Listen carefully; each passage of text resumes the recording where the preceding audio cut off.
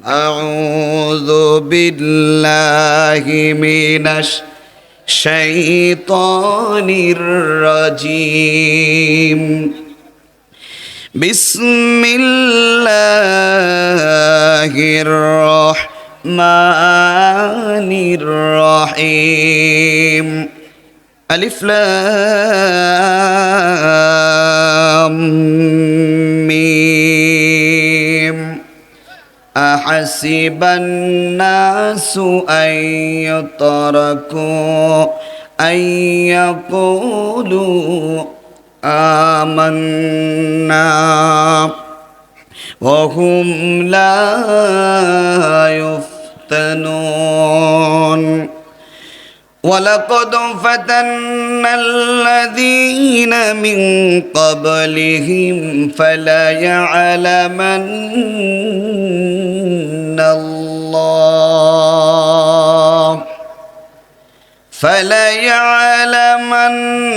الله الذين صدقوا وليعلمن الكاذبين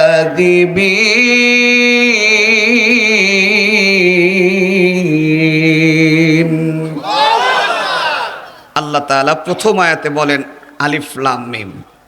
এগুলো হচ্ছে হুরুফুল মুকাত্তাআত। কোরআনের এমন কিছু অক্ষর বিশিষ্ট আয়াত আছে যার অর্থ দুনিয়ার কোন মানুষকে আল্লাহ তাআলা জানিয়ে দেন নাই, এটা জানেন আল্লাহ তাআলা নিজে। সুবহানাল্লাহ বলেন। তবে রাসূল করিম সাল্লাল্লাহু আলাইহি ওয়াসাল্লাম বলেছেন, যদি কোনো ব্যক্তি এই অক্ষরগুলো তার জবান দিয়ে তেলাওয়াত করে, প্রত্যেকটি অক্ষরে অক্ষরে 10টি সওয়াব। আমাদের তো সওয়াবের অভাব নাই, তাই তো? এজন্য সুবহানাল্লাহ জোর কম। আমাদের সওয়াবের দরকার আছে না নাই? আলিফ লাম মিম কয়টা অক্ষর? মিনিমাম কয়টা সওয়াব হলো? যারা বললেন না তাদের কয়টা হলো? তাহলে এর অর্থ দুনিয়ার কোন মানুষকে আল্লাহ তাআলা জানিয়ে দেন না, এটা জানেন কে? আল্লাহ রাব্বুল আলামিন দ্বিতীয় নম্বর আয়াতে চমৎকার ভাবে বলেন, হাসিবান নাসু আইয়ুতরাকু আইয়াকুলু আমান্না ওয়া হুম লা ইফতানুন।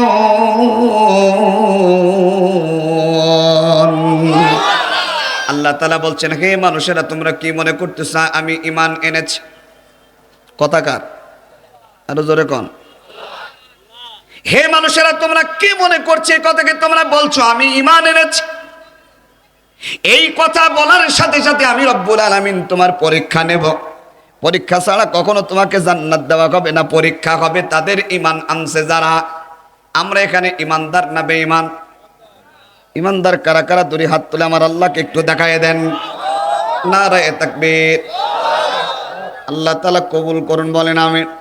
ভাইরা আমার, আপনারা খুব চালাক মানুষ। এলাকার মানুষ সম্বন্ধে আমার ধারণা মোটামুটি আছে। যেহেতু এলাকার মানুষ, বাইরের বক্তা ছাড়া স্লোগান কম হবে।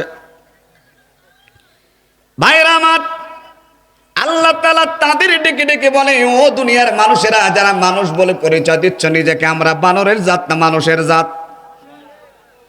জি, মানুষের জাত। কিন্তু আমার এই বাংলাদেশে এমন কিছু মন্ত্রী তারা এসে বলেছিল এই বাংলাদেশে আমরা হলাম বানরের জাত।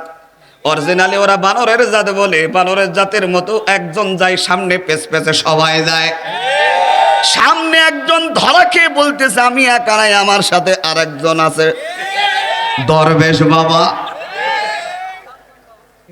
ঠিক না বেটে? ভাইরা আমার, বানরের কাজ হলো একজন যা করে মোটামুটি ওর পক্ষে সবাই চলে যায়। আমি ওদিকে যাব না, ওটা মূল আলোচনা আমার নয়। মানুষ যারা পরিচয় দিয়েছে আল্লাহ তাআলা তাদেরকে ডেকে বলতেছে ঈমান এনেছো যাহারা। প্রথমে পরিচয় হলো মানুষ। মানুষদেরকে হেদায়েতের কথা বলার দায়িত্ব দিয়েছেন আল্লাহ তাআলা তার হাবিবের মাধ্যমে। আল্লাহর নবীজি মানুষদেরকে আহ্বান করেছেন কোরআন দিয়া। আমরাও কি দিয়ে আহ্বান করি? কোরআনের পথ হলো আসল পথ, কোরআনের পথ হলো জান্নাতের পথ। কোরআনের পথ বাদ দিয়ে মানুষের তৈরি করা পথ হলো জাহান্নামের পথ। আল্লাহর নবীজি মুহাম্মদ সাল্লাল্লাহু আলাইহি ওয়াসাল্লামের কাছে এই আয়াতগুলো আল্লাহ রাব্বুল আলামিন নাজিল করতেছেন। আমি নাজিলের দিকে যাব। সর্বপ্রথম যে কথা বোঝাতে চাচ্ছি, প্রথম কথা, পরীক্ষা দেবে তারা ঈমান আনলো যারা। দুটি হাত তুলে বলেছেন, আল্লাহ আমি ইমানদার। বক্তাকে দেখিয়ে দিলাম, এটা মূল বিষয় নয়। আপনি ইমানদার না বেঈমান দুনিয়ার কোনো মানুষকে দেখানোর প্রয়োজন হবে না। আপনি যদি ইমানদার পরিচয় দেন, আপনার আল্লাহ, আমাদের আল্লাহ বুঝে যাবেন আমার বান্দা ইমানদার। আমার আল্লাহ তাদেরকে ডেকে বলে, ও আমার ইমানদার বান্দারা, ইমান যারা মনে মনে এনেছে পরীক্ষা কিন্তু আমি আল্লাহ নেব, মানুষ নেবে না। পরীক্ষা নেবেন কে? দেবেন কারা? রেডি তো? শুধু মাহফিলেই রেডি থাকলে হবে না, জায়গা মতো পরীক্ষা দিতে হবে, ঠিক না ভাইরা? আমার সময় কম, আলোচনার দিকে যাব। তাহলে প্রথম কথা হলো, পরীক্ষা দেবে তারা ইমান আনলো যারা। কিন্তু আমাদের গ্রামগঞ্জে অনেক সময় আপনার এলাকায় না থাকতে পারে, আমার এলাকায় এরকম কিছু মানুষ আছে, নামই হলো মুমিন, নামাজ পড়ে না। নূরপুরে আছে নাকি? পিরোজপুর আছে নাকি? নাম হলো ইমান আলী, নাম হলো নামাজ আলী, কিন্তু নামাজ পড়ে না। গায়ের গন্ধে ভূত পালায়, নাম হলো আতর আলী। আল্লাহ তাআলা এরকম নামধারী মানুষদেরকে ডেকে বলেন না, আমার আল্লাহ ডেকে বলে ওই ধরনের মানুষদেরকে যারা প্রাথমিক অবস্থায় পরিচয় দেয় আমি মানুষ, আমি বানরের জাত না, আমি হলাম আদমের জাত। আমার আল্লাহ তাআলা তাকে ডেকে বলে, তুমি কি আমার রাসূলের কালিমাটা গ্রহণ করেছো? আমার কালিমাটা গ্রহণ করেছো নাকি? আমরা চিৎকার কণ্ঠে আল্লাহ তাআলাকে বললাম, আল্লাহ তোমার কালিমা, তোমার রাসূলের কালিমাটা গ্রহণ করে আমরা ইমানদার গ্রহণ করেছি, আমরা ঈমান এনেছি। আল্লাহ আমাদের কাজ কি? আল্লাহ আমরা ঈমান আনলাম, আমরা পরীক্ষাটা কেমন করে দেব? কিসের পরীক্ষা? ও আল্লাহ তুমি জবাব দাও। আমি বাংলাদেশের নূরপুরের এই অত্র এলাকার মানুষ, আমি কেন পরিচয় দেব? কোরআনে কারীমকে যদি আপনি প্রশ্ন করেন, কোরআন আমি কেন পরিচয় দেব? আমি কেন পরীক্ষা দেব? আমার এত কি দরকার? নগদ যাহা পাও হাত পেতে নাও, বাকির খাতা শূন্য থাক, যা পাবো তাই খাবো, এত দরকার কি? মার খাই হুজুর খাক, ঠিক বললাম না ভুল বললাম? চিন্তা করেছে ওরা, মার খেলে হুজুরেরা খাক, ওই জামাত ইসলাম লোক খাক, ওই বিএনপি খাক, ওই সরবরা খাক, আমরা কেন মার খাবো? চিন্তা ভাবনা করে বলেন কথা। ওরা চিন্তা ভাবনা করতেছে আমরা কেন একা খাবো? যতদিন ক্ষমতায় থাকবো, হাতে যাকে পাবো তারে পিষে ফেলাবো। পাওয়ার এতই আল্লাহ দিয়েছিল, খেলা শুরু করেছিল তারা, কিন্তু মাঠে খেলার আর প্লেয়ার পাওয়া গেল না। আসতে বলেন ঠিক? খেলা হবে, থাক আমি আর বলছি না। আপনারা তো খুব তালের মানুষ, মেহেরপুরের মানুষ খুব তালের মানুষ। ভাইরা আমার, আমরা সেই মুহূর্তে থেকে কথা বলি যখন ভয় করার কোনো কারণ ছিল, তখনও ভয় পাইনি। আর এখন তো সময় আমাদের মানে মুমিনদের, ইমানদারদের পাওয়ার। আমরা দুনিয়ার কোনো মানুষকে পাওয়ার দেখাতে চাই না, আমরা দেখাতে চাই আমাদের জ্ঞান। আল্লাহ তুমি আমাদের সেই জ্ঞানে সুশিক্ষা শিক্ষিত হবার তৌফিক দান করো, বলেন আমিন। ভাইয়েরা আমার, তাহলে আল্লাহ তাআলা ডেকে বলেন, যারা কালিমা গ্রহণ করলে তোমাকে পরীক্ষা দিতে হবে, পরীক্ষা দিয়েই উত্তীর্ণ হতে হবে, তারপরে তোমাদের জান্নাত। এখন আমি নূরপুর এলাকার মানুষ, আমি কেন পরিচয় দেব? এই কথা যদি আপনি কোরআনকে বলেন, কোরআনকে আপনার প্রশ্নের জবাব দেওয়ার সক্ষম হবেন? সবার মনে হয় বিশ্বাস হচ্ছে না যে কোরআন কি জবাব দিতে পারে? কোরআনকে জবাব দিতে পারে। আল্লাহ তাআলা জবাব দিচ্ছেন আমাদের প্রশ্নের জবাব, যে আল্লাহ আমিও কি পরীক্ষা দেব? এরকম মনে হয় না? আমি কেন নামাজ পড়বো? নামাজ হলো শুধু হুজুরদের জন্য, রোজা হলো যারা অভাবে আছে তাদের জন্য। আমার তো খাবারের অভাব নাই, আমি কেন রোজা রাখবো? আমার তো টাকা যতই আছে এটা আমার নগদ ইনকামের টাকা, আমি যাকাত কেন দেব? আরে হজ কবুল হয়েছে আমার ব্যাপার, আমি হজ করলাম কি করলাম না সেটা হুজুরদের কি? এরকম বলার লোক আছে না নাই? আমি তাদেরকে বলতে চাই, ও দুনিয়ার মানুষেরা, আল্লাহ তাআলা তোমাকে ডেকে বলে, পরীক্ষা শুধু তুমি দাও নাই, হজ শুধু তুমি করবা না, ইতিপূর্বে যারা পরিচয় দিয়েছে আমি ইমানদার, তারা পরীক্ষা দিয়েই তারা জান্নাত গ্রহণ করেছে। আল্লাহ তাআলা পরের আয়াতে বলেন, শুধু তোমরা নয়, ওয়ালা কদ ফাতান্নাল্লাযীনা মিন ক্বাবলিহিম ফালাইআলামান্নাল্লাহুল্লাযীনা সাদাকু ওয়া লাইআলামান্নাল কাযিবিন।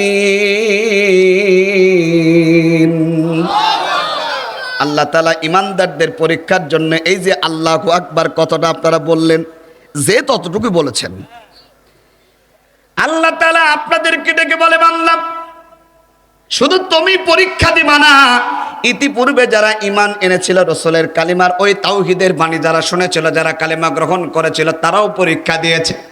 আল্লাহর নবীজি কালিমার দাওয়াত দেওয়ার ছিলেন বাহক। আল্লাহর নবীজির দায়িত্বের মেন দায়িত্বে ছিলেন আল্লাহর নবীজি। এই দায়িত্বের কথাটা যখন আল্লাহর নবীজি মানুষের কাছে প্রচার করেছে, আর রাসূল সাল্লাল্লাহু আলাইহি সাল্লাম যখন মানুষের দ্বারে দ্বারে গেছে, নবীজিকে তারা ভালোবাসেন নাই। ইতিহাস কিন্তু আপনারা জানেন। এখন কথা হলো, পরীক্ষা তারাও দিয়েছে, পরীক্ষা আমাদেরকেও দিতে হবে। এই পরীক্ষাটা আল্লাহ নবীজি যেইভাবে কষ্ট পেয়েছেন, আমাদেরকেও ওইরকম কষ্ট পেতে হবে। আমরা যদি মনে করি নবীজি মার খাক আমরা খাবো না, আমি হলাম আল্লাহর ওলি, নবীজি আমার মার খাবি আর আমি হুজুর মার খাবো না, নবীজি আমার জেল খাটবে আর তুমি হুজুর জেল খাটবা না, তোমার দাওয়াত আর নবীর দাওয়াত কখনো এক দাওয়াত না। তোমার দাওয়াত আমার দাওয়াত নেই দাওয়াতে মিল, তোমার কিতাব আমার কিতাব নেই আবার অমিল। তোমার দাওয়াত মাংস পোলাও প্লেট ভরা ভাত, আমার দাওয়াত জেলখানাতে দুর্বিষহরা। কত আলেম কোরআনের কথা বলে, সুবিধাবাদ জিন্দাবাদ, কোনো সমস্যা হয় না। আর ওই একই কোরআনের দাওয়াত দেওয়ার কারণে নবীজির উত্তরসূরিরা 1 বছর নয় 2 বছর নয় 13টি বছর বাংলার জমিনে কারারুদ্ধ হয়েছে, বাতিলের কাছে মাথা নত করেনি। আমরা হলাম সেই জাতি। আল্লাহর নবীজি বলতেছে, আমার মতো যারা দাওয়াত দেবে তাদের অবস্থা একই রকম হবে। ও ভাই, শুধু মিষ্টি খাওয়া নবীজি খাইছে সুন্নাত, আর মার খাবা না তা তো হবে না। আসতে বলেন, ঠিক না বেঠিক? এখন নবীর উম্মত যারা পরীক্ষা দেওয়ার জন্য রেডি আছেন না নাই? কোরআনের কথা বলতে গিয়ে বাধা হবে, বিপত্তি হবে, হামলা হবে, মামলা হয়েছে, অত্যাচারে জুলুম নির্যাতন করেছে আমাদের হুজুরেরা, আমাদের আলেমেরা। সেই পথে চলতে গিয়ে যদি আবার বিপদ হয়, মুসিবত হয়, এরপরে কোরআনের জন্য থাকবো কারা কারা? ও মেহেরপুরবাসী, কারা কারা রাজি? দু হাত তুলে আল্লাহকে দেখাও। আল্লাহ কবুল করুন, বলেন আমিন। আপনাদের স্লোগান যারা দিচ্ছেন, এর আগে স্লোগান দিলে টার্গেট করা হতো যে কারা কারা স্লোগান দিচ্ছে এদেরকে দেখো, আমরা সাহায্য করব। এখন যারা বাজে দিতে আসবা, আমরাও তোমাদেরকে টার্গেট করব। সারা জীবন তোমরা করছো, এখন আমরা করব। জোরে বলেন, ঠিক না বেঠিক? আসলে কার নামেই বা করব? জায়গা মতো আল্লাহ তাআলা বিচার করে দেবেন। জোরে বলেন আমিন। ভাইরা আমার, এবার আসেন শানে নজলে। আল্লাহর নবীজির এই দাওয়াত যখন মানুষের কাছে আহ্বান করা হলো, আল্লাহর নবীজির দাওয়াত, এই আয়াত যখন নাজিল হচ্ছে, তখন নবীজির দাওয়াত কোন পর্যায়ে চলে গেল একটু লক্ষ্য করেন। আল্লাহর নবীজি যখন কোরআনের দাওয়াত দিচ্ছিল, তখন নবীজির সবচাইতে যারা বেশি বাধা দিয়েছিল তারা হলো নবীজির আপন মানুষ। ভাই, আপনারা বিরক্ত হচ্ছেন? কষ্ট হচ্ছে আপনাদের? আল্লাহর নবীজি দাওয়াত দিলেন, সর্বপ্রথম বিরোধিতা করলো কারা? নবীজির আপন চাচা আবু লাহাব। জোরে বলেন। আবু লাহাব জানতো আল্লাহর নবীজি ভালো মানুষ, ঠিক না বেঠিক? এরপরে নবীজির বিরুদ্ধাচারণ করেছে কেন? নবীর নেতৃত্ব এটা আবু লাহাবের কখনো পছন্দ হবে না। মুহাম্মদ একজন ইতিম মানুষ, তার নেতৃত্ব আমরা মানবো, এটা হতেই পারে না। হুজুর মানুষ, মোল্লাগিরি করবা, ইমামতি করবা, বাস, মেসেজ ক্লিয়ার। তোমরা হুজুরেরা কেন রাজনীতি করবে, এটা তো মানা যাবে না। আল্লাহর নবী দাওয়াতে প্রত্যাখ্যান করেছিল আল্লাহর নবীজির আপন চাচা আবু লাহাব। এখান থেকে শুরু হলো, পর মানুষে দুঃখ দিলে, তাই তো সেটা দুঃখ মনে হয় না, কিন্তু আপনজন কষ্ট দিলে কিন্তু ভাই মেনে নেওয়া যায় না। আপনি গান বলেন আর যেভাবেই বলেন, কথাটা কিন্তু বাস্তব কথা। নিজের সন্তান যখন বাবার বিরুদ্ধে চলে যায়, সন্তানের বিপক্ষে যখন বাবা চলে যায়, কষ্টটা তখন লাগে। ঠিক না?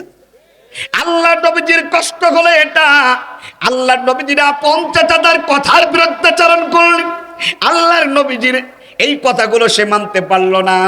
ঠিক তেমনি ভাবে ওখান থেকে যদি আপনি এখনো মিলান, এখনো যারা কোরআনের দাওয়াত দিচ্ছে তাদের সর্বপ্রথম বিরুদ্ধাচরণ করছে নিজের দেশের মানুষেরা।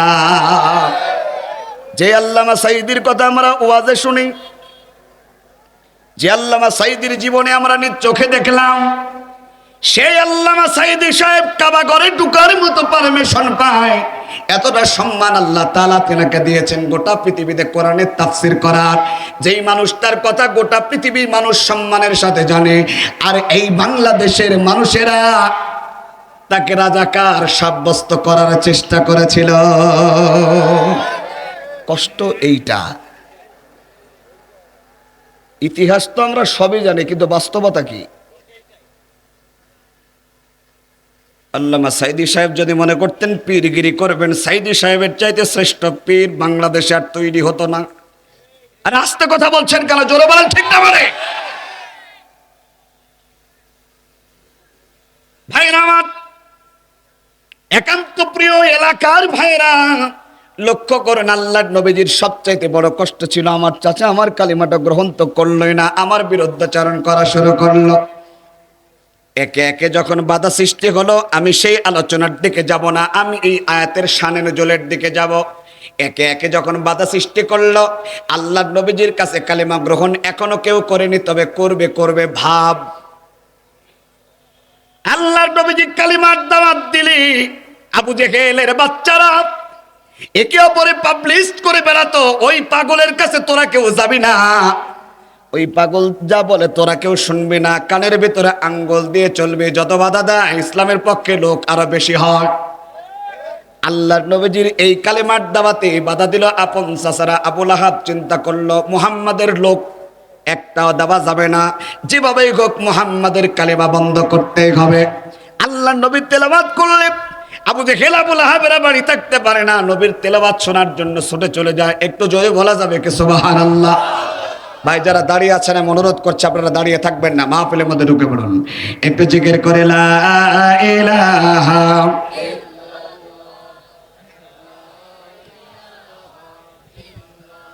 ভাই সামনে আসুন। লা ইলাহা, একটু চা হবে না? চা মাইকেই বলতে হইলে কিছু করার না।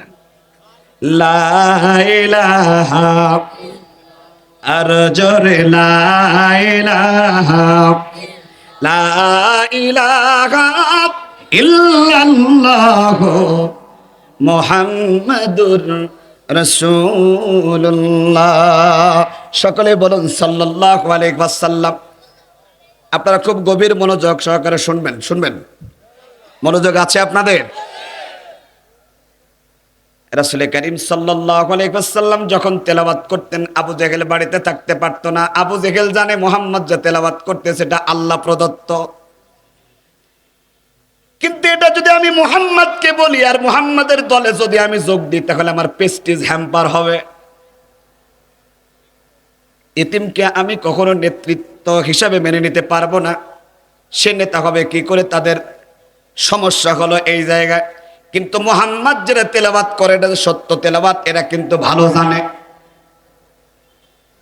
আল্লাহর নবীজি মুহাম্মদ সাল্লাল্লাহু আলাইহি ওয়াসাল্লাম এই দাওয়াতের কথাটা যখন বারবার দেওয়ার চেষ্টা করলো, একে অপরে তারা চিন্তা ভাবনা করলো, আমরা নিজেরাই যদি পাগল হয়ে যাই তাহলে মুহাম্মাদের এই দাওয়াতে আমাদের পক্ষের লোক সব চলে যাবে, আমরা ঠেকাতে পারবো না। সুতরাং আমরা পাগল হইলেও বলবো না যে পাগল হলাম। আল্লাহ নবী তেলাওয়াত করে, আবু জেহেল দৌড় দেয়, আবু লাহাব দৌড় দেয়। এই ওয়াজ আপনারা জানেন না? আবু লাহাব আর আবু জেহেল টক্কর লাগে। আরে ভাই তুমি কে? আরে আমি তো আবু জেহেল। তুমি কে? আমি আবু লাহাব। আরে ভাই আমরাই যদি পাগল হয়ে যায় একটা লোকও ঠেকানো যাবে না, আমরা যে পাগল হলাম এটা যেন লোকে না জানে। জোরে কোন মারহাবা। গোপনে গোপনে সেরে দিল। কি করা যায়? বলছে সংসদ তো আমাদের, যা বলবো আমরাই শেষ করে ফেলবো, সুতরাং এইভাবে হবে না। মুহাম্মাদের বিরুদ্ধে আইন পাশ করতে হবে। আমাদের এই সংসদ নেতা আমরা, আমাদের দলের লোক ছাড়া সংসদে আর কেউ নাই, যা হবে পাশ হয়ে যাবে। আপনারা যেন এখনকার রাজনীতি মনে করেন না, আমি অনেক আগের কথা বলছি। এখনো ওই আইনের যারা আইন চালায় ওদের বংশ হলো আবু জেহেলের বংশ। না না না, খুব জোরে বললেন না, খুব জোরে কথা বললে আমি এখান থেকে আর কত দূরই বা যাইতে পারবো। ভয় নাই, আরে ভয় নাই রে, কোনো ভয় নাই, আল্লাহ মোদের আছেন সহায়, দুর্গম গিরিপথ পাড়ি দিয়ে যায়, ভয় নাই রে, কোনো ভয় নাই। একটু আওয়াজ তুলে বলেন মারহাবা। আবু জেহেল চিন্তা করলো যে আমরা আইন পাশ করব, মুহাম্মাদের কালিমা রাষ্ট্রীয়ভাবে বন্ধ করে দেব।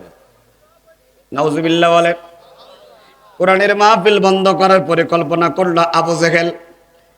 আইন পাশ করে দিল। তখন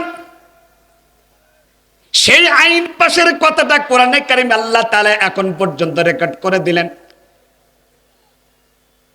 রেকর্ড করে দিয়ে বললেন, দুনিয়ার মানুষেরা, যতদিন পর্যন্ত দুনিয়া থাকবে ততদিন পর্যন্ত কোরআন থাকবে, কোরআনের পক্ষের লোকও থাকবে। আবার যতদিন কোরআনের পক্ষে লোক থাকবে, কোরআনকে বন্ধ করে দেওয়ার মতো ওই দেশের আবু জেহেলের বাচ্চারাও থাকবে। আবু জেহেল বাংলাদেশে আর নাই মনে হয়, আরো আসতে বলেন, আছে না নাই? ছিল ছিল শ্বশুর বাড়ি, ও আচ্ছা আচ্ছা, সরিষা হয়ে, আচ্ছা আচ্ছা, যাই হোক। লক্ষ্য করুন, আমি আপনাদের মাঝে যে আলোচনাটা করতে সেটা বোঝাতে চাচ্ছি, এই আয়াতটা নাজিল হওয়ার পিছনে কারণটা কি, আমাদের শিক্ষাটা কি, এরপর আমার ছুটি। লক্ষ্য করেন ভাইরা আমার, 9টা 10 বাজার মাত্র 50 মিনিট অথবা তার আগেও চলে আসতে পারে, আপনারা বললেই চলে আসবে। রাসূল কারীম সাল্লাল্লাহু আলাইহি ওয়াসাল্লামের বিরুদ্ধে আইন পাশ করা হলো। যেখানে মুহাম্মদ তেলাওয়াত করবে সেই জায়গাটা হট্টগোল বাঁধাও, গন্ডগোল বাঁধাও।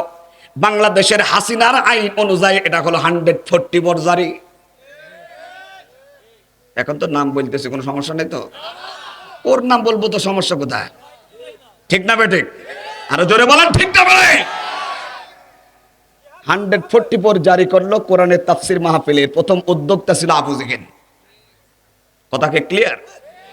আইন পাস করলো, কোরআন তেলাওয়াত করা যাবে না। এখনো যারা ওই আইন পাস করে, তাহলে এই আইনের প্রথম উদ্যোক্তা ছিল তখনকার আবু জেহেল। ওই আইন এখনো যারা বাংলাদেশে কায়েম করতে চায়, ভবিষ্যতে করতে চায়, তারাও হলো টাটকা আবু জেহেলের বাচ্চা। হাত তুলে বলেন ঠিক না বেঠিক?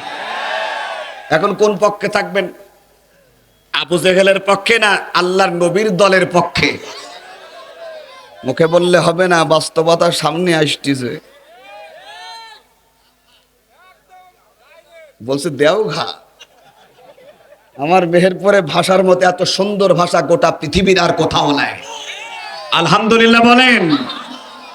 ভাইরা আমার, বাবাজিরা আমার, রাসূল কারীম সাল্লাল্লাহু আলাইহি ওয়াসাল্লামের আইন পাশ করে রাসূল সাল্লাল্লাহু আলাইহি ওয়াসাল্লামের কোরআন তেলাওয়াত করা বন্ধ করে দিল। আল্লাহ তাআলা তার হাবিবকে বলে দিলেন, আমার হাবিব গো, ওরা আইন পাশ করলো কোরআন তেলাওয়াত বন্ধ করার জন্য, আর আমি আল্লাহ তাআলা তার হাবিবকে জানিয়ে দিলাম তারা আইন পাশ করলো কোরআন তেলাওয়াত বন্ধ করার জন্য। আমি আল্লাহ বললাম তেলাওয়াত আপনি করবেন, কিন্তু গোপনে, প্রকাশ্যে না। কথাকার? এখন আল্লাহ তাআলা যদি বলে গোপনে দিবেন দাওয়াত, প্রকাশ্যে দেওয়ার দরকার নাই। আবু জেহেল চিন্তা করলো মুহাম্মদ আর কালেমার দাওয়াত দিচ্ছে না, মুহাম্মদ আমাদের আইনকে শ্রদ্ধা করে কোরআনের কথা বলতেছে না, মুহাম্মদ মনে হয় ভালো মানুষ হয়ে গেছে, মানে কোরআনের হক কথাগুলো না বলে যদি সুবিধাবাদ জিন্দাবাদ কি বলে ওই যে তোফাজ্জল হোসেন সাহেব কানে হাত দিয়ে ওয়াজ শুরু করলো, চোখ খুলে দেখতেছে আর সামনে কেউ নাই। এরকম ওয়াজ যদি কিয়ামত পর্যন্ত আপনি করেন, কোনো বাধা হবে নাকি? এত আসতে বলছেন কেন? বাধা হবে? আর কোরআনের হক কথাগুলো যখন আপনি বলবেন মানুষের মধ্যে, যারা কোরআনকে ভালোবাসে তাদের ঈমানটা আরো জাগ্রত হয়ে যাবে। ঈমানটা যখন জাগ্রত হবে, ভয় এবং ভরসা করবেন কেবলমাত্র আল্লাহর উপর। ওয়া ইযা তুলিয়াত আলাইহিম আয়াতুহু যাদাতুহুম ঈমানা।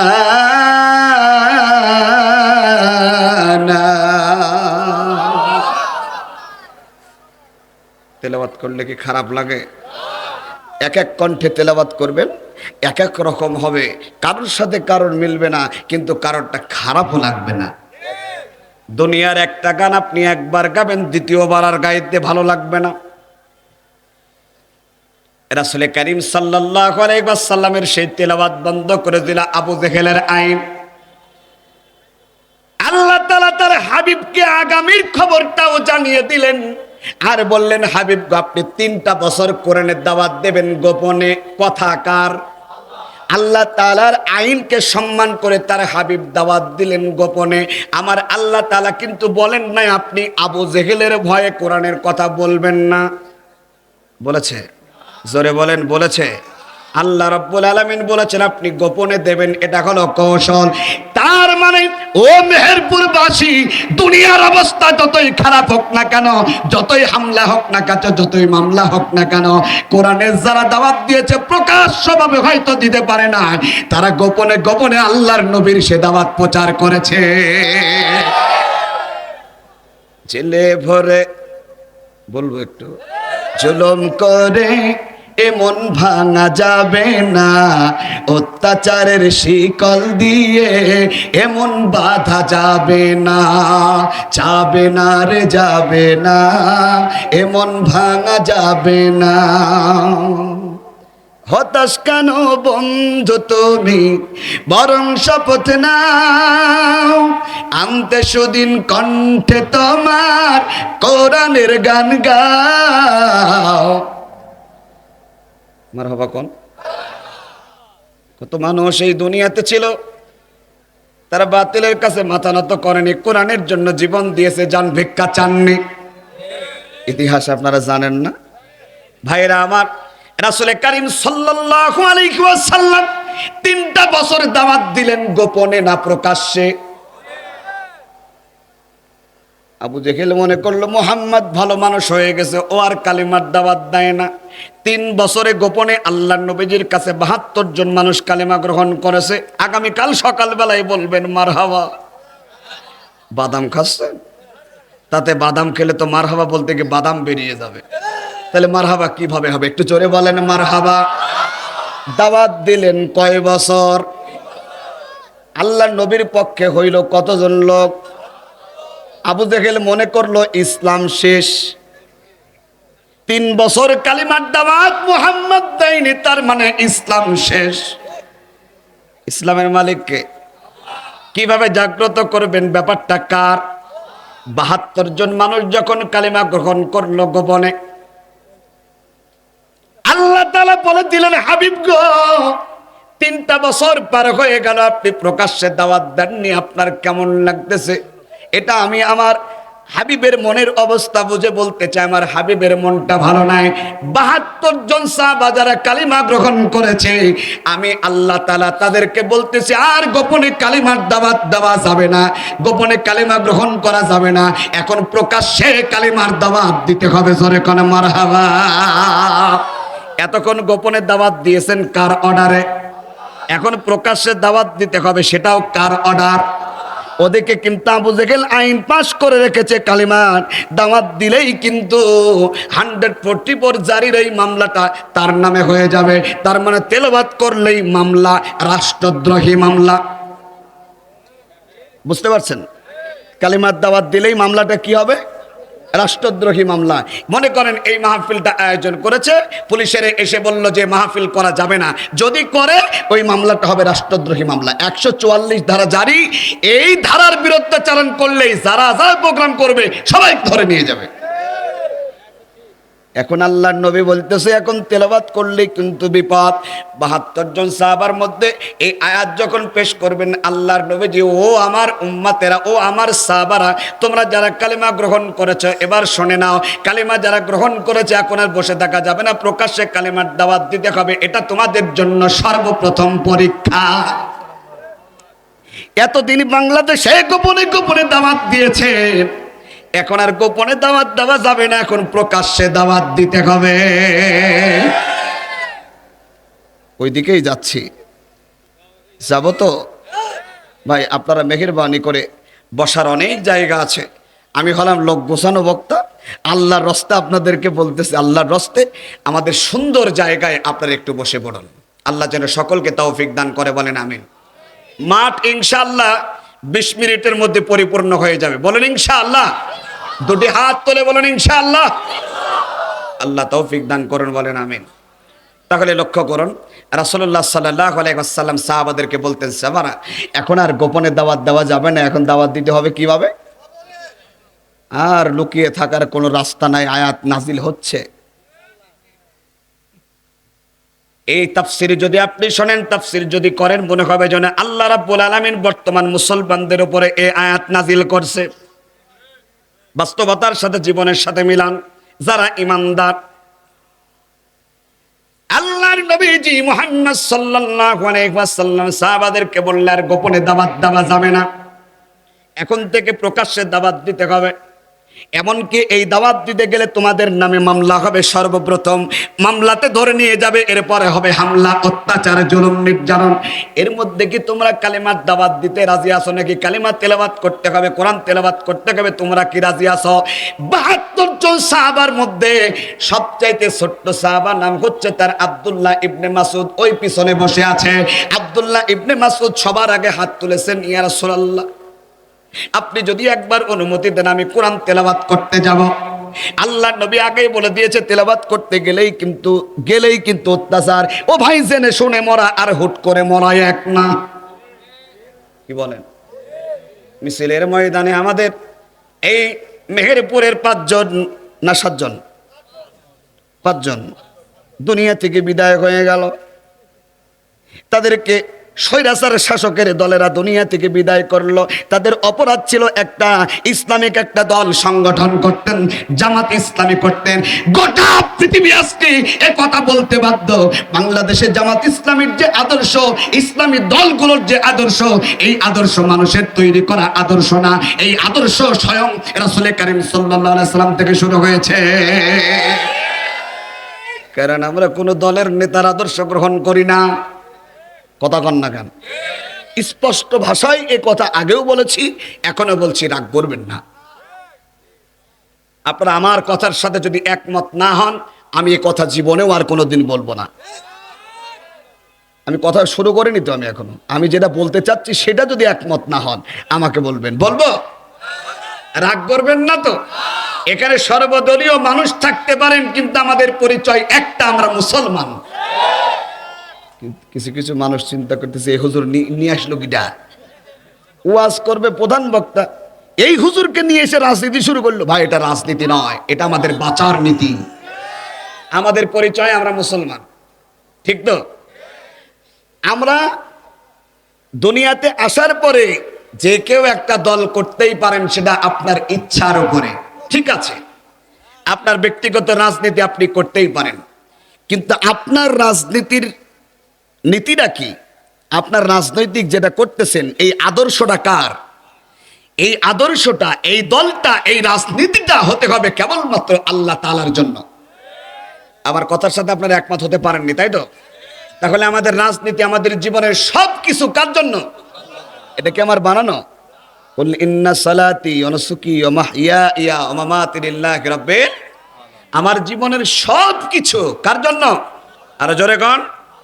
আল্লাহর জন্য। কথা ঠিক আছে তো? এখন আপনি যে দলটি করতেছেন, এই দলের নেতার আদর্শ নাম ধরে বলি, যারা আওয়ামী লীগ করে তাদের আদর্শ গ্রহণ করতে, তারা করে বঙ্গবন্ধুর আদর্শ গ্রহণ করে, স্পষ্ট ভাষায় তারা বলে, তাই তো? আমি আপনাদেরকে বলি ভাই, বঙ্গবন্ধু মুসলমান, এটাও আমরা জানি বঙ্গবন্ধুর আদর্শটা যদি আমার নবীর আদর্শের মতো হয় তাহলে তার আদর্শ গ্রহণ করেন, কোনো সমস্যা নাই। কিন্তু তার আদর্শটা যদি আমার নবীর আদর্শের সাথে না মেলে, আল্লাহর কসম কান ধরে বলতেছি, সে আদর্শ গ্রহণ করলে আপনি জাহান্নামে যাবেন। রাসূল করিম সাল্লাল্লাহু আলাইহি ওয়াসাল্লাম সাহাবাদেরকে বললেন, তোমরা জেনে শুনে জেনে রাখো, এই মুহূর্তে তেলাওয়াত করলে কিন্তু প্রথম মামলা রাষ্ট্রদ্রোহী মামলা, তোমরা কি তেলাওয়াত করবা? আল্লাহর নবীর সাহাবারা কি ভয় পেয়ে গেলেন? আমাদের মতো না, তাই তো?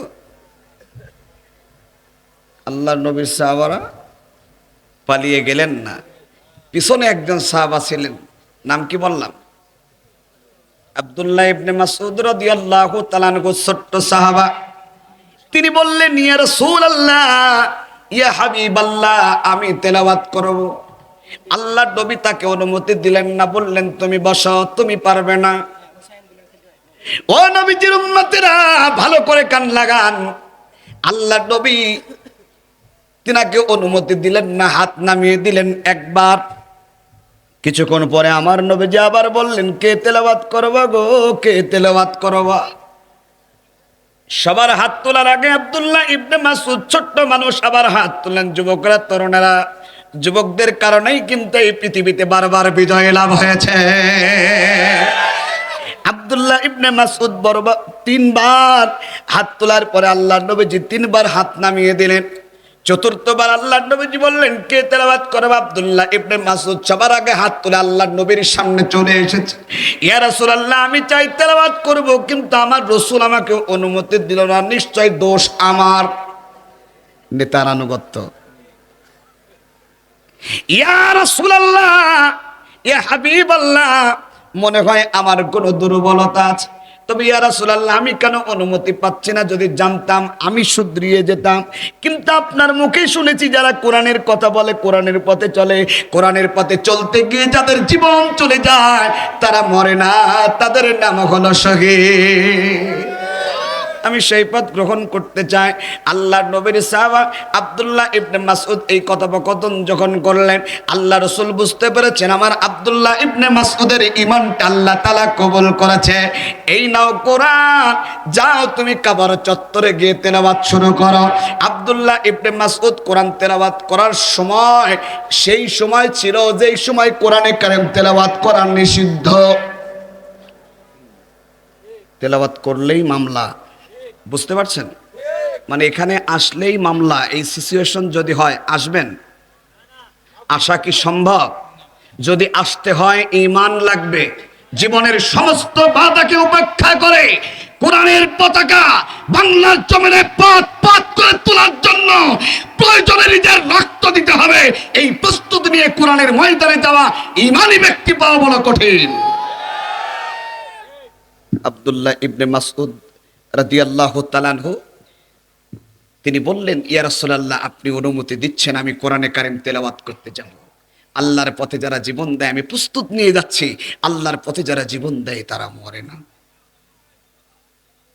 রাসূল করিম সাল্লাল্লাহু আলাইহি ওয়াসাল্লাম কোরআনে কারীমের সেই আয়াতটা আবার শুনিয়ে দিলেন, ওয়ালা تقولوا لمن يقتل في سبيل الله أموات بل أحياء ولكن لا تشعرون।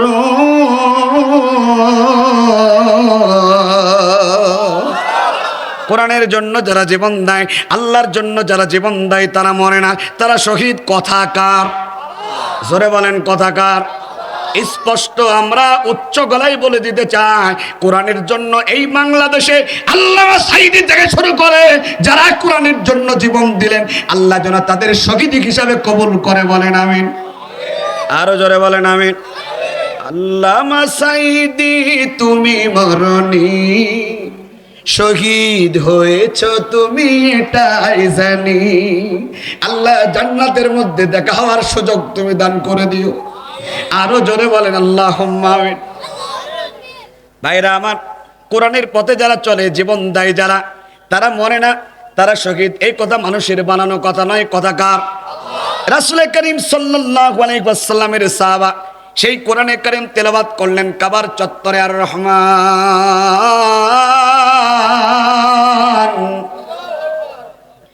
আল্লামাল কুরআন খলাকাল ইনসান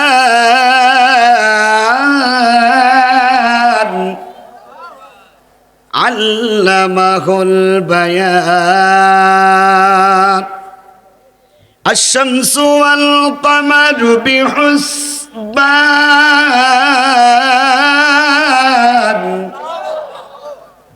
খারাপ লাগতেছে তাই তো? তাহলে জোরে কোন মারহাবা। ভাইরা আমার, বাবাজিরা আমার, ৭২ জন সাহাবার মধ্যে যখন আব্দুল্লাহ ইবনে মাসউদ তেলাওয়াত করলো, আব্দুল্লাহ ইবনে মাসউদ তেলাওয়াত করার পরে চোখ খুলে দেখতেছে চারি সাইডে মানুষ দাঁড়িয়ে গেছে কোরআনে কারীম তেলাওয়াত শোনার জন্য। একটু জোরে বলা যাবে কি মারহাবা? ওর মধ্যে থেকে একজন লোক আবু জেহেলের কাছে সাথে সাথে ফোন, হ্যালো, আপনারা কি ওয়াজ শুনতেছেন? আবু জেহেলের মোবাইল নাম্বার কত ছিল? মোবাইল যদি না থাকে আবু জেহেলকে ডেকে নিয়ে আসার লোকের অভাব ছিল না। কথা কয় না?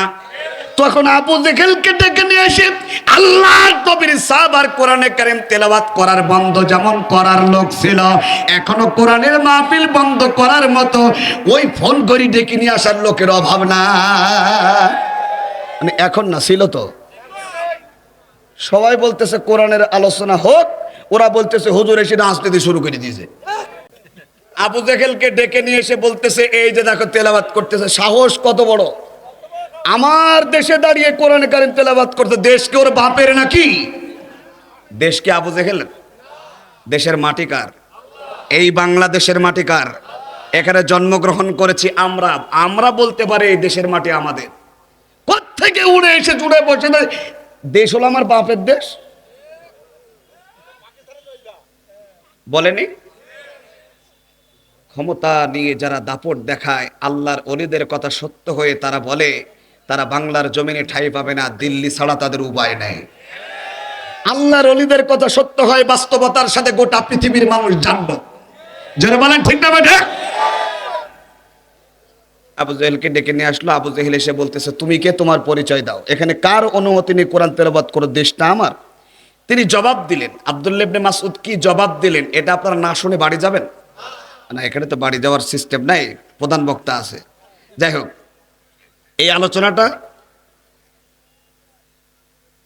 এই সূরার সাথে যে মিলিয়ে আমি দিচ্ছি সেটা হলো আব্দুল্লাহ ইবনে মাসউদ রাদিয়াল্লাহু তাআলা আনহু জবাব দিলেন, জমিনের মালিক আল্লাহ, তেলাওয়াত করছি আমার আল্লাহ আমাকে অনুমতি দিয়েছে, শক্তি দিয়েছে, সাহস দিয়েছে, ঈমান দিয়েছে, আমার রাসূল আমাকে অনুমতি দিয়েছে। এখানে তেলাওয়াত করব তো অনুমতি কিসের? কোরআনের মাহফিল করব তো অনুমতি কিসের? ঠিক কি না? অনুমতি না। কোরআনের মাহফিলে এসে আমাদের মাইক সরিয়ে নিয়েছে। এরকম গুন্ডা নেতার অভাব কি বাংলার জমিনে ছিল? বাংলার জমিনে এরকম গুন্ডা নেতা আমাদের দরকার নাই। যারা টুপি দাড়ি দেখতে পারে না, যারা ইসলামকে ভালোবাসে না, এরকম নেতা আমাদের দরকার নাই। যারা বলেন ঠিক না? আগামীর দিন হবে ইসলামের দিন, আগামীর দিন হবে কোরআনের দিন। কোরআন সুন্নাহ দিয়ে বাংলার জমিন ইনশাআল্লাহ পরিচালিত হবে। আল্লাহ যেন তৌফিক দান করে, বলেন আমিন। এটা আমাদের ওয়াজ না, এটা আমাদের প্রত্যাশা।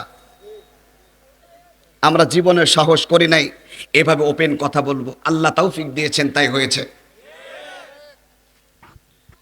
আব্দুল্লাহ ইবনে মাসউদ যখন জবাব দিল আমি আল্লাহর অনুমতি নিয়ে কোরআন তেলাওয়াত করতেছি, আবু জেহেল ছিল একটা শক্তিশালী মানুষ, অনেক উঁচু ছিল আবু জেহেল, তার ঘাড়টা ছিল অনেক লম্বা, তার হাতের গায়ের শক্তি যতটা ছিল, একটা থাপ্পড় দিলেন কাঞ্চলের উপর। আব্দুল্লাহ ইবনে মাসউদ দাঁড়িয়ে টিকে থাকতে পারলেন না, টাস করে পড়ে গেলেন আল্লাহর জমিনে।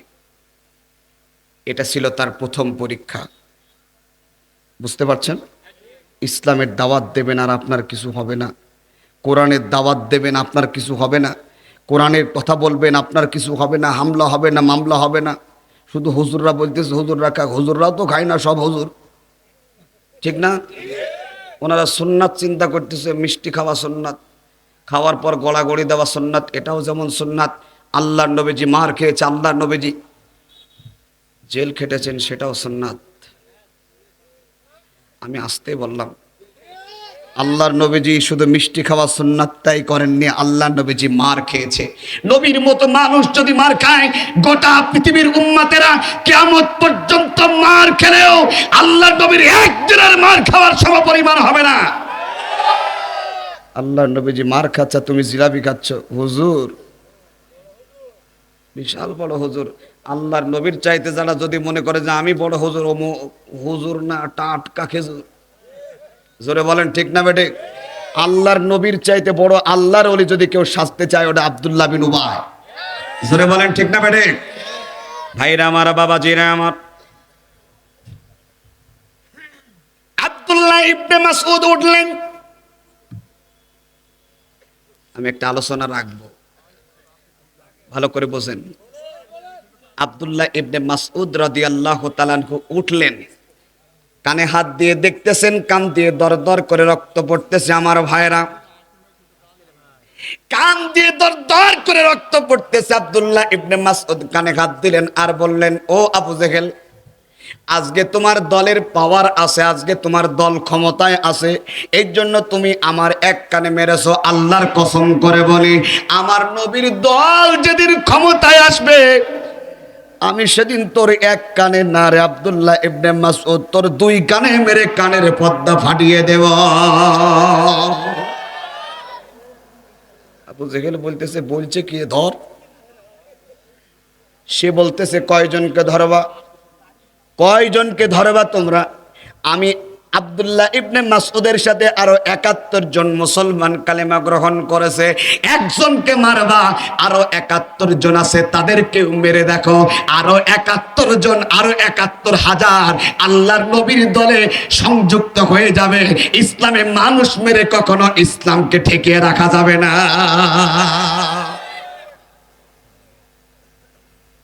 চিন্তা ভাবনা করলো, বলতেছে কি, এদেরও চিন্তা ভাবনা এরকম। এ কথা জোরে ওয়াজ করা যাবে না, শুধু আমরা শুনি। ওরা মনে করলো যে মুহাম্মাদের দলের লোক কিছু মেরে দিতে হবে। এত বড় সাহস! আব্দুল্লাহ ইবনে মাসউদকে ধরা হলো, তাকে মেরে ফেলা হলো না, তাকে ধরা হলো, অ্যারেস্ট করা হলো। পরের দিন মানুষকে জানিয়ে দিল, আবু জেহেল, মুহাম্মাদের এত শক্তি কিভাবে হয়? আমরা তো অলি পাওয়ারে আছি, আর আমাদের এই দেশে কালিমার দাওয়াত দিচ্ছে, ওর সাহস কত বড়, ওরে ধরো। আবুল আহাব বুদ্ধি দিচ্ছে। আবুল আহাব, শোনো ভাই আবু জেহেল, সে তো আমার ভাতিজা, ওরে মারার দরকার নেই, ওর তো একটা লোক মেরে দাও, ভয়ে আর কেউ ইসলাম গ্রহণ করবে না। আপনাদের কি মনে হয়? ওরা চিন্তা ভাবনা করলো, এদের দলের ২-১ জনকে মারলেই ইসলামের পক্ষে আর লোক থাকবে না, এমনিতেই মুহাম্মাদের দল থেকে সবাই সরে যাবে। মুসলমানদের কি এই ইতিহাস? জোরে বলেন। খুবই সুন্দর করে বলতেছে, বাতিল সে দবনে ওয়ালে आए आसमां नहीं हम सोबर कर चुका है तो इम्तिहा हमारा। এই পৃথিবী হাজারবার লক্ষবার মুসলমানদেরকে টেস্ট করে দেখেছে, মুসলমানরা কোরআনের জন্য জীবন দিতে জানে, বাতিল সরকারের কাছে কখনো মাথা নত করতে জানে না। কারা কারা রাজি 2 হাত তুলে আমার আল্লাহকে দেখায় দেন। নারায়ে তাকবীর। ভয় পাচ্ছেন আপনারা? ভয় পাচ্ছেন? দুটি হাত খাড়া করে তুলুন, একটা তাকবীর হবে। নারায়ে তাকবীর, নারায়ে তাকবীর। আধারে ভয় পেও না, আলো আছে আড়ালে, কালো সব পালিয়ে যাবে তুমি উঠে দাঁড়ালে, কালো সব পালিয়ে যাবে তুমি উঠে দাঁড়ালে। আধারে ভয় পেও না, আধারে ভয় পেও না, আলো আছে আড়ালে, কালো সব পালিয়ে যাবে তুমি উঠে দাঁড়ালে, কালো সব পালিয়ে যাবে তুমি উঠে দাঁড়ালে। নারায়ে তাকবীর। আপনাদের এই স্লোগানকে আল্লাহ তাআলা কবুল করুন। আমি আলোচনার একটু সামনে নিতে চাচ্ছি, সময় মাত্র 15 মিনিট। কয় মিনিট? না না না, আমি আপনাদেরকে আগে বলেছি সময় আমার 10টা। আপনারা যদি আমাকে রাত করান, ওই এলাকায় গেলে কিন্তু আমাকেও রাত করাবে, ওর মধ্যে যাওয়া যাবে না। আমি আপনাদেরকে যেটা বোঝাতে চাই, ইসলামের পক্ষের মানুষ মেরে কখনো ইসলামকে থামিয়ে রাখা, হ্যাঁ, যারা বলতেছেন না তাদের ঝামেলা আছে নাকি থামানো যায়?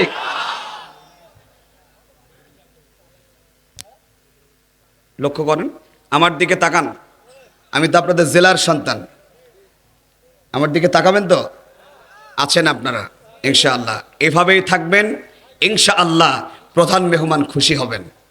আমার বেলায় যেরকম তাকবীর দিলেন এরকম দিলে হবে না, আরো জোর কণ্ঠে দিতে হবে। মেহেরপুর হচ্ছে শহীদের রক্তে ভেজা এই মেহেরপুরের মাটি, মেহেরপুরের প্রত্যেকটা ইঞ্চি ইঞ্চি ইসলাম দিয়ে গড়া। জোরে বলেন ঠিক না বেটে? যারা বাতিলের কাছে মাথা নত করেনি, জীবন দিয়েছে, বুলেট দিয়ে তাদের জীবনকে শেষ করে দেওয়া হয়েছে, এরপরে একবার বলেনি যে আমরা এই দল থেকে সরে যাব, ইসলাম থেকে সরে যাব, সেই মাটি এটা। খবরদার স্লোগান দিতে ভুলবেন না, ভুলে যাবেন। লক্ষ্য করেন, কাফেরেরা বুদ্ধিমত্তায় তারা চিন্তা করলো মুহাম্মাদের দলের 3টা লোক মেরে দাও। আবুল আহাব বলতেছে মারো মারো মারো, বড় লোকের গায়ে হাত দিও না। অধিকাংশই আল্লাহর নবীজির কাছে যারা কালেমা গ্রহণ করেছে ও সবাই অধিকাংশই গরিব মানুষ। আয়াত নাজির হচ্ছে, এখন হয়নি। অধিকাংশই গরিব মানুষ। আবুল আহাব বুদ্ধি দিল আবু জেহেলকে, কি করা যায়? কয় গরিব মানুষকে মারো। একই পরিবারের 3 জন গরিব পাইল। মেয়েদের মধ্যে সর্বপ্রথম যিনি শহীদা হয়েছিলেন মা সুমাইয়া, সেই পরিবারটাকে দুনিয়া থেকে বিদায় করে দিল। ওই ইতিহাসের দিকে আমি যাব না রে ভাই। ও মা বোনেরা, কি ইতিহাস মা সুমাইয়া করে দিল। নিজের কলিজার টুকরা সন্তানকে কুরবান করে দিল আল্লাহর জন্য। এরপরেও সন্তানকে বলে নাই খবরদার ইসলাম ছেড়ে দাও, এই কথা বলেনি। মা সুমাইয়া রাদিয়াল্লাহু তাআলা আনহা তার কলিজার টুকরা সন্তানের সামনে গেলেন। আবু জেহেল বলতেছে তোমার সন্তানকে বলো সেই জন্য কালিমা ছেড়ে দেয়। মা সুমাইয়া বলল তার সামনে যাওয়ার মতো আমাকে সুযোগ করে দাও। জেলখানার ওপারে আছে মা, আর এপারে হলো সন্তান। এটা তো জেলখানার খাঁচার ভিতরের কথা বলতেছি রে ভাই। মেহেরপুরে নির্যাতিত জেলখাটা মুসলমানেরা, আপনারা উপলব্ধি করুন ওপারে মা, এই পারে আপনি কেমন লাগে রে ভাই। তাও তো খাঁচায় একটু দূরত্ব, কিন্তু কলিজার টুকরা সন্তানকে মেরে রক্তাক্ত করে দিলে মাথা থেকে শুরু করে পা পর্যন্ত রক্ত চোয়াচ্ছে। কলিজার টুকরা সন্তানের সামনে গেলেন মা। আবু জেহেল বলল তোমার কথা সে শুনবে, কালেমা গ্রহণ করতে মুহাম্মাদের কাছ থেকে তাকে সরে যেতে বলো। মা কি মারে মা। মা সুমাইয়া রাদিয়াল্লাহু তাআলা আনহা কলিজার টুকরা সন্তানের সামনে গিয়ে মুখের রক্তগুলো নিজের হাত দিয়ে মুছে দিলেন, আর বললেন ও আমার কলিজার টুকরা সন্তান, ইসলাম গ্রহণ করা আমি করার আগে তুমি আমার সন্তান করেছিলা। তোমার দেখে আমি নবীকে চিনেছিলাম, আমিও ইসলাম ধর্ম গ্রহণ করেছি, তোমার বাবাও করেছে। আল্লাহর কসম করে বলতেছি, জীবন দিয়েছে আল্লাহ, এই জীবনটা যেন আল্লাহর পথে যায়। আবু জেহেলের কথা মতো খবরদার ইসলাম যেন ছেড়ে দিও না। এটার নাম ইসলাম, এটার নাম ঈমান। মামলা একটা হওয়ার আগেই দল চেঞ্জ। যে দল ক্ষমতায় যায় সে দল তার। বলেন সুবহানাল্লাহ।